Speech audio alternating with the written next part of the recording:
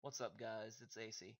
Alright, so today I'm just going to be talking about the Noxious Scythe versus the Drygore Maces. And the Drygore Maces are, arguably the best out of all the Drygores. They give the 9 prayer bonus. They have the same ability damage as other Drygores.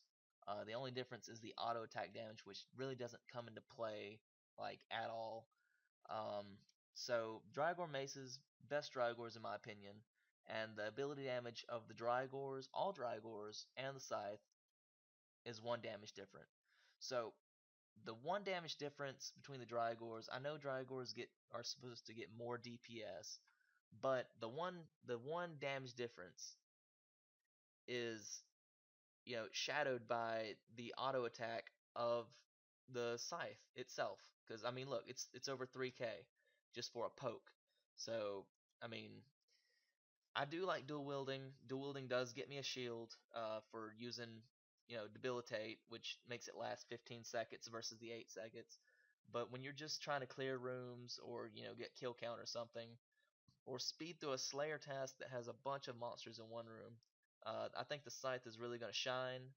Um, so what I'm thinking is a lot of people are gonna switch from dual wielding to the scythe. The scythe does have a 2 square range that you can attack a Raxor from now.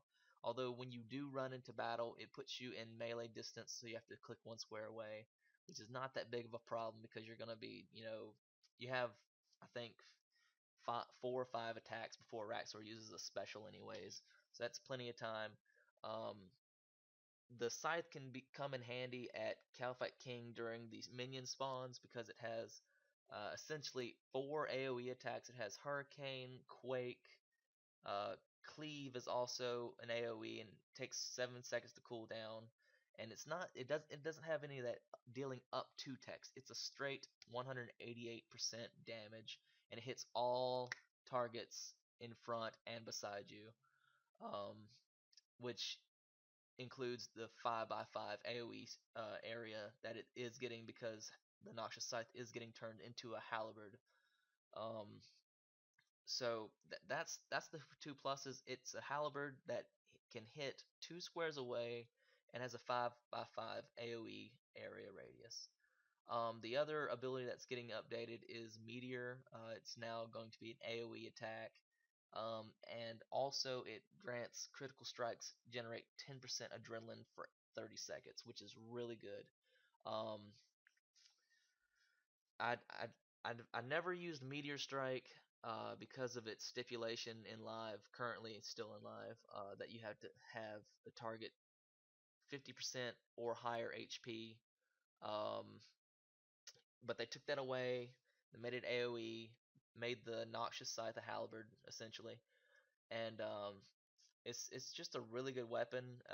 It's good for Slayer tasks in live currently, and it's awesome. I did a couple of Slayer tasks in beta, and it just pulls everything to you. Especially if you're doing God Wars kill count, it just pulls the entire your surroundings to you. Um, it does not discriminate what it hits. It just wants to hit it, and it will hit it hard. But like I said, it's got the 3K poke damage versus the two individual attacks, 1320 and the 660. When it comes down to it, it does really big hits really fast, so it could be useful, more useful so at Nex. Um, Maybe I'm just this is all my opinion. It could be more useful at Nex than Drygore's. Um, it's definitely more useful at the God of War's bosses.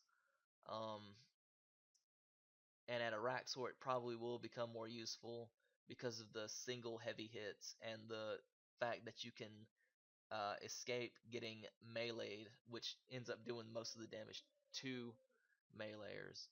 That's pretty much it. That's all I wanted to sum it up for you guys. This is AC out.